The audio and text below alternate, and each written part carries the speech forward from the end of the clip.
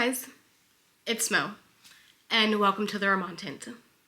But before we were the Remontant, we were aroma art, which I started when my dysautonomia was at its worst.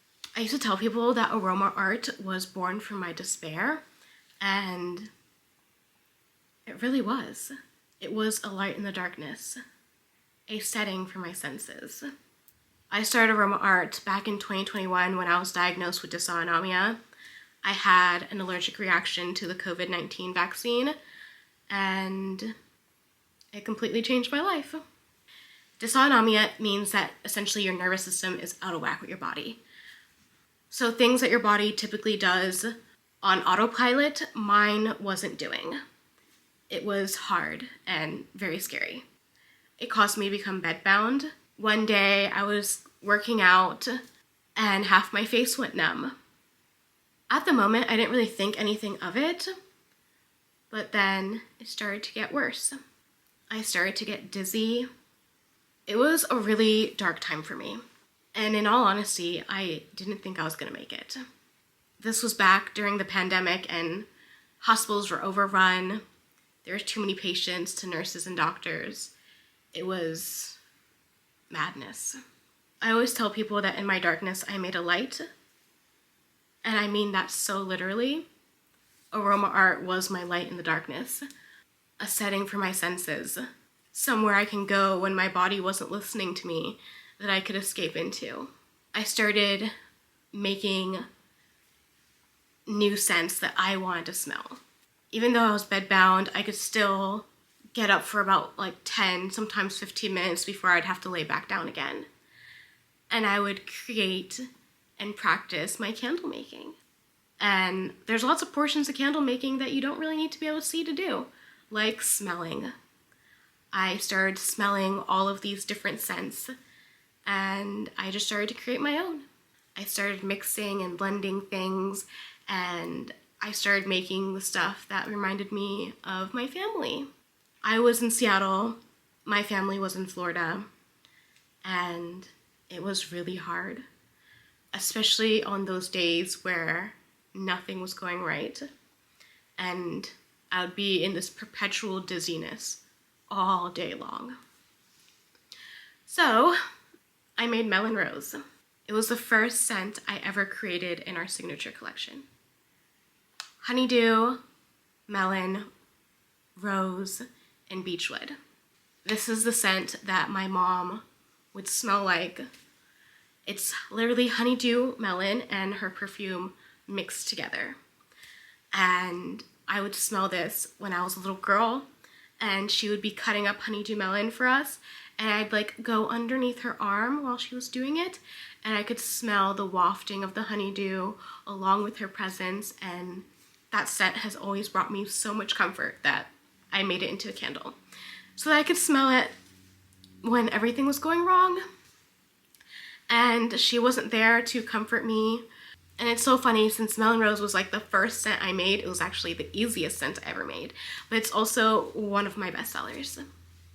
The thing about dysautonomia is that your body isn't in sync at all. I would get dizzy so much. And I just have to lay there and just be dizzy. There really isn't anything you can do that effectively when you're dizzy.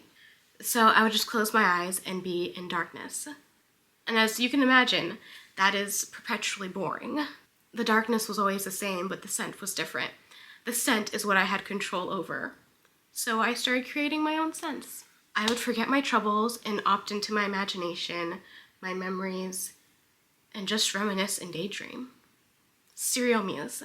It was memories of my father and me when we were children, when I would sit in front of the TV eating Fruit Loops and waiting for him to take me on my Saturday adventure.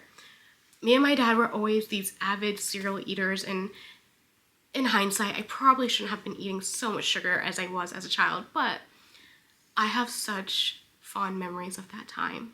If anyone's ever wondering, Cereal Muse was named Cereal Muse because I get a lot of my inspiration while eating cereal. I know that's strange, but it got me through college and I'm taking it. I would get breakthroughs on papers, ideas and answers I needed for exams, while eating cereal. It's like my brain just goes into that sleepy relaxation, daydream, lullaby, productivity moment, and I just get really inspired. I don't understand why. It just happens. It's like being in the shower and you're just showering and then you get like a light bulb idea and you're like, yeah, that's an amazing idea.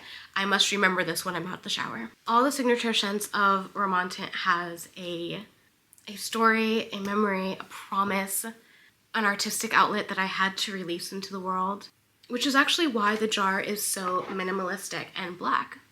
It's actually a metaphor of the darkness I had to endure when my illness was at its worst. Later, we ended up changing the name from Aroma Art to the Remontant because I really wanted to trademark Aroma Art, but unfortunately, it was already taken. So we pivoted to the name Remontant, and I can't find a name that is more fitting than that. The Remontant means the flower that blooms more than once in a single season. And I truly believe that is not just the story of my life, but the story of my illness. From one of the darkest times in my life, I created and did one of the best decisions of my life. I created this business. I always tell people I wish I did it sooner because I truly wish I did it sooner. I never knew I would want a candle brand. For perspective, I didn't like candles before because I didn't like the fact that they didn't have unique scents. I wanted cool, unique, complex scents. I wanted candles that are free from parabens and phthalates and paraffin wax. So I made it. I created what I wanted, and out of that was born the Remontant.